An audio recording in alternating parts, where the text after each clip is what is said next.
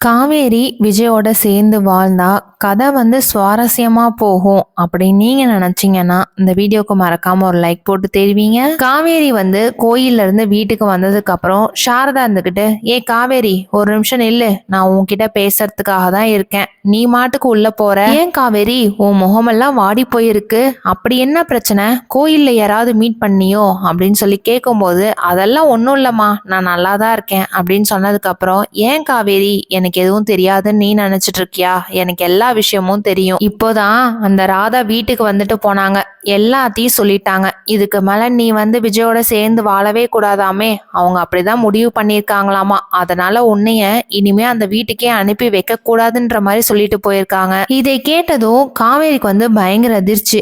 அப்போ அம்மாவுக்கும் இது எல்லாமே தெரிஞ்சு போச்சா, அவங்க கம்முனே இல்ல, என்கிட்ட மட்டும் சொல்லிட்டு போயிருக்கலாம்ல, நான் எப்படியாவது ஒண்ணு சமாளிச்சிருந்திருப்பேன், அம்மா கிட்ட சொன்னா அம்மா மனசு எவ்வளவு கஷ்டப்படும், இத அவங்க கொஞ்சம் கூட யோசிச்சு பார்க்கலல்ல, அவங்களோட விஜய் மட்டும் நல்லா இருக்கணும்ன்ற மாதிரி நினைச்சிட்டு தானே அவங்க வந்து பேசிட்டு போறாங்க, இதுக்கு மேல நான் யாருங்கிறது காமிக்கிறேன் அப்படின்ற மாதிரி நினைச்சிட்டு, அம்மா நீங்க எதுக்காகவும் ஃபீல் பண்ணாதீங்கம்மா, நான் பாத்துக்கிறேன். கங்கா வந்து காவேரி கிட்ட போயிட்டு, காவேரி இப்பதான் எல்லா பிரச்சனையும் முடிஞ்சுது அப்படின்ற மாதிரி நினைச்சோம், திருப்பியும் ஒரு பிரச்சனை ஆரம்பிச்சிருச்சுடி, உனக்கு மட்டும் எங்க இருந்துதான் பிரச்சனை வருமோ தெரியல, உன் வாழ்க்கை இப்படிதான் கடைசி வரைக்கும் தனியாவே இருக்க போறியோ என்னமோ தெரியல, எனக்கு பயமா இருக்குடி. அக்கா எனக்கு எவ்வளவு கவலை வந்தாலும் அதை நான் பாத்துக்கிறேன், நீங்க எதுக்காகவும் ஃபீல் பண்ணாதீங்க அப்படின்னு சொல்லிட்டு உள்ள போறாங்க. உள்ள போனதுக்கு அப்புறம் காவேரி வந்து மனசுக்குள்ளேயே, ஆமா விஜய் வந்து நம்ம வீட்டுல வந்து பேசுறேன்னு சொல்லியிருக்கிறாருல்ல, இன்னும் காணோம், அவர் மட்டும் இந்த வீட்டுக்கு வரட்டும், அதுக்கப்புறம் நான் பாத்துக்கிறேன் அப்படின்ற மாதிரி நினைச்சிட்டு அங்க உட்காந்து அழுதுட்டு இருக்காங்க. காவேரி வந்து கண்ணை தொடச்சிட்டு, இதுக்கு மேல நம்ம எதுக்காகவும் அழுவக்கூடாது, நம்ம வந்து தைரியமா நிக்கணும், நம்ம அம்மாவுக்கும் நம்ம ஒரு ஹெல்ப்ஃபுல்லா இருக்கணும் அப்படின்ற மாதிரி நினைக்கிறாங்க. விஜய் வந்து கார்ல வீட்டுக்கு வரும்போது, நம்ம எதுக்கும் ஒரு தடவை காவேரி வீட்டுல இருக்கிறாளான்னு சொல்லிட்டு நம்ம செக் பண்ணிக்கலாம் அப்படின்ற மாதிரி நினைச்சிட்டு காவேரிக்கு கால் பண்றாங்க. ஆனா காவேரி வந்து போன் எடுக்கவே இல்லை. இவ என்ன எப்ப பார்த்தாலும் போன் எடுக்கவே மாட்டேங்கிறா, என்னாச்சுன்னு தெரியலையே. இப்பதான் எல்லா பிரச்சனையும் முடிஞ்சிச்சு, அந்த வெண்ணிலாவும் இந்த ஊரை விட்டுட்டே கிளம்பிட்டா, இதுக்கு மேல காவேரிக்கு என்ன பிரச்சனைனே நம்மளால கண்டுபிடிக்கவே முடிய மாட்டேங்குது, அவ ஏதோ ஒரு வேலையா இருப்பா, அதனாலதான் நம்ம போன் அட்டன் பண்ணலன்னு நினைக்கிறேன், நம்ம வீட்டுக்கு போயிட்டு எதுவா இருந்தாலும் பேசிக்கலாம். விஜய் வந்து வீட்டுக்கு போனதுக்கு அப்புறம், அத்தை நான் உங்ககிட்ட பேசுறதுக்காக தான் வந்தேன் அப்படின்னு சொன்னதும் சாரதா வந்து விஜய் குரலை கேட்டுட்டு பயங்கரமா அதிர்ச்சி ஆகுறாங்க. தம்பி கொஞ்சம் அங்கேயே நில்லுங்க, உள்ள வராதிங்க அப்படின்னு சொல்லிட்டு வெளியிலேயே நிக்க வைக்கிறாங்க. அத்தை எதுவா இருந்தாலும் அப்புறம் பேசிக்கலாம், இவ்வளோ நாள் எல்லா பிரச்சனையும் இருந்துச்சு, உங்க பொண்ணை நீங்களே வச்சுக்கிட்டீங்க, அந்த வெண்ணிலா வந்து இந்த வீட்டை விட்டே வெளியில கிளம்பிட்டா, இதுக்கு மேல வெண்ணிலாவோட பிரச்சனை எதுவுமே உங்க பொண்ணுக்கு வராது, நான் வந்து உங்க பொண்ணை நல்லா பாத்துக்கிறேங்க அத்தை. தம்பி போதும் தம்பி, இதுக்கு மேல நீ எதுவுமே பேசாத, என் பொண்ணு உன் கூட அனுப்பி வைக்கிறதுக்கு எனக்கு சுத்தமாவே பிடிக்கல, என் பொண்ணு நான் கடைசி வரைக்கும் நான் என் கூடவே வச்சு நல்லா பார்த்துப்பேன், நீங்க எல்லாம் என்ன பேசுறீங்கன்னு எனக்கு ஒண்ணுமே புரியல, நான் வந்து காவேரி இல்லாம நான் இங்க இருந்து போகவே மாட்டேன், என் பொண்டாட்டியை கூட்டிட்டு தான் நான் என் வீட்டுக்கு போவேன் முடிவோட தான் நான் இங்க வந்திருக்கேன், எங்க வீட்டுல நான் ஆர்த்தி தட்டெல்லாம் எடுக்க சொல்லியிருக்கிறேன் அப்படின்ற மாதிரி சொல்றாங்க. நீங்க பாருங்க அத்தை, காவேரி வந்து எந்த மாதிரி நிலைமையில இருக்கிறான்னு சொல்லிட்டு நீங்க புரியாம என்கிட்ட பேசக்கூடாது, எனக்கு மட்டும்தான் தெரியும், தயவு செய்து காவேரியை வந்து என் கூடவே அனுப்பி வச்சிருங்க அப்படின்னு சொல்லிட்டு இருக்கும் போது, இதை கேட்டு காவேரி வந்து பயங்கரமா டென்ஷன் ஆயிட்டு, விஜய் கொஞ்சம் நிறுத்துங்க, எனக்கு வந்து உங்களோட வரத்துக்கு சுத்தமாவே விருப்பம் இல்லை அப்படின்னு சொல்லிட்டு கோவத்துல கத்தும் போது விஜய் இதை கேட்டுட்டு பயங்கரமா அதிர்ச்சி ஆகுறாங்க. காவேரி நீயா பேசுற காவேரி, நான் நேத்து கூட உன்கிட்ட பேசினே, நீ என்கிட்ட நல்லா தானே பேசின, நீ எப்ப வருவீங்க என்னன்னு சொல்லிட்டு நீ என்கிட்ட கேட்டுட்டு இருந்தல்ல காவேரி, இப்ப ஏன் நீ இப்படி பேசுறன்னு எனக்கு இன்ன வரைக்கும் தெரியல, இங்க பாருங்க விஜய்,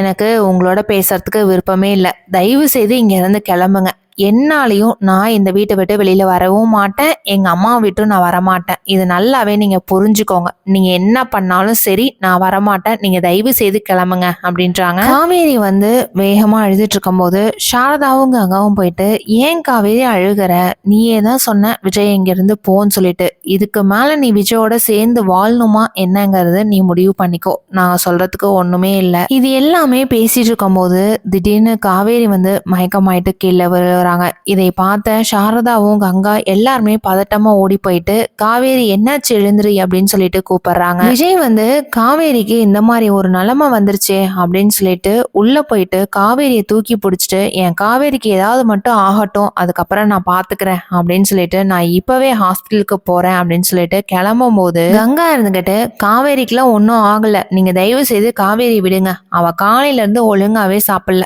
காலையில இருந்து அவ அழுதுகிட்டே இருந்தா, என்ன பிரச்சனைங்கிறது எங்களுக்கே தெரியல, நான் தண்ணி எடுத்துட்டு வந்து முகத்துல தெளிச்சு விட்டேன் அப்படின்னா எல்லாமே சரியா போயிடும். கங்காவும் போயிட்டு தண்ணி எடுத்துட்டு வந்து காவேரி முகத்துல தெளிச்சு விடுறாங்க. காவேரி நல்லானதுக்கு அப்புறம் எழுந்திரிச்சு நிற்கும் போது, காவேரி உனக்கு ஒன்றும் இல்லை, நீ நல்லா தான் இருக்க, இதுக்கு தான் நான் காலையில இருந்து சொன்னேன் நீ சாப்பிடு, உன் ஹெல்த்தை பாரு அப்படின்னு சொல்லிட்டு. காவேரி இதுக்கு மேலேயும் ஒன்றும் இல்லை காவேரி, ப்ளீஸ் தயவு செய்து நீ என் வீட்டுக்கே வந்துரு, நான் உன்னை நல்லா வச்சு பார்த்துப்பேன் காவேரி அப்படின்னு சொல்லிட்டு இருக்கும் போது காவேரி இருந்துகிட்டு, அப்போ எங்க அம்மா வந்து ஒழுங்கா பார்த்துக்கலன்னு நீங்க சொல்றீங்களா? இல்ல காவேரி, நான் அப்படிலாம் சொல்ல வரல, இவங்களுக்கு யாருக்குமே வந்து இந்த மாதிரி விஷயம் தெரியாதுல்ல, அதனாலதான் சொல்றேன் அப்படின்னு சொன்னதும் காவேரி வந்துட்டு, இல்லைங்க தயவு செய்து என் கையை விடுங்க, எனக்கு உங்களோட வரத்துக்கு விருப்பமே இல்லை. கேட்டதும் விஜய் வந்து ரொம்பவே டென்ஷன் ஆயிட்டு, இதுக்கு மேல நான் வந்து அமைதியா இருக்கிறது நல்லதுக்கு இல்ல காவேரி, நான் உண்மை எல்லாத்தையும் இப்பவே சொல்ல போறேன் அப்படின்னு சொன்னதும் காவேரி இருந்துகிட்டு, தயவு செய்து சொல்லாதீங்க விஜய், நான் இப்பவே சொல்றேன், இந்த வீட்டை விட்டு வெளியில போங்க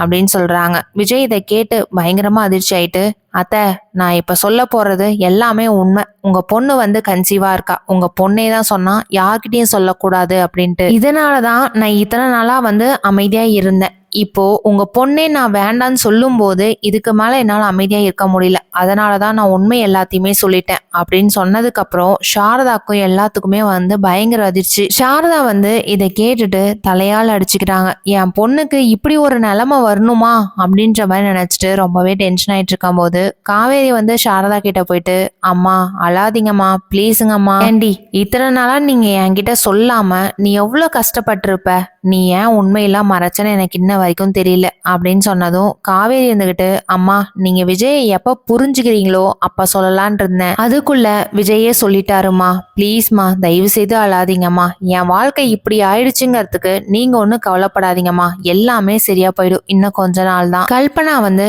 ராதா கிட்ட, இங்க பாருடி, நம்ம 2 பேரும் போயிட்டு சாரதா வீட்டுல பேசிட்டு வந்தது உங்க அப்பாவுக்கு மட்டும் தெரிஞ்சது அவ்வளவுதான், இந்த நிமிஷமே நீங்க இந்த வீட்டை விட்டு வெளியில கிளம்புங்கன்னு சொன்னாலும் சொல்லிடுவாரு, ஏன்னா அந்த காவேரி மேல அவ்வளோ நம்பிக்கை வச்சிருக்கிறாரு, காவேரினா அவ்வளோ பிடிக்கும் அப்படின்னு சொன்னதும் ராதா இருந்துகிட்டு, அம்மா அப்போ நானும் என் பையனும் அவருக்கு சுத்தமாவே பிடிக்காதாமா, என் வீட்டுக்காரர் வந்து நான் இனிமே எந்த ஒரு தப்பும் பண்ண மாட்டேன், நான் இந்த வீட்லயே இருக்கவான்னு சொல்லி கேட்கும்போது அப்பா வந்து என்னம்மா சொன்னாரு, அதெல்லாம் முடியாது, தயவு செய்து வெளியில போங்கன்னு சொல்லி சொன்னாரு இல்லம்மா, அந்த காவேரினா மட்டும் என்னம்மா. ஏ ராதா நீ ஒன்னும் கவலைப்படாத, எப்படி உங்க வீட்டுக்காரரை நான் வந்து இந்த வீட்டுக்கு கூட்டிட்டு வரேன்னு மட்டும் பாரு, அந்த காவேரி இந்த வீட்டுக்குள்ளவே நம்ம விடக்கூடாது சரியா? எப்படியும் விஜய் வந்து சாரதா வீட்டுல போயிட்டு பேசிட்டு இருப்பாங்க, அங்க பெரிய பிரச்சனையே வரப்போகுது, விஜய் வந்து அழுதுகிட்டே நம்ம வீட்டுக்கு வர போறாரு, உங்க அப்பா கண்டிப்பா ஏன் காவேரி வரலையான்னு சொல்லிட்டு விஜய் கிட்ட கேட்கதான் போறாரு. விஜய் வந்து மனசு கேட்காம அங்க இருந்து அழுதுகிட்டே வீட்டுக்கு வந்ததுக்கு அப்புறம் தாத்தா வந்து விஜய் கிட்ட கேக்குறாங்க. விஜய் வந்து நடந்தது எல்லாத்தையுமே சொல்றாங்க. காவேரிக்காக